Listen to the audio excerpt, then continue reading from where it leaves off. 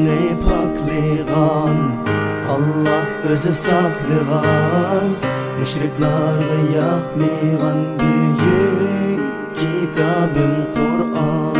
Muhammed aleyhisselam deymiz sizge esselam. Ümmetlerni başlaygan ulug' kitabım Kur'an. Her bir ayette ulug' hikmet, tövbe kılsa günah mağfiret. Namaz bo'ldi bizga farz poklandurar her bir sünnet. Hicret kıldım bu makamga, iman ettim Allah'ta.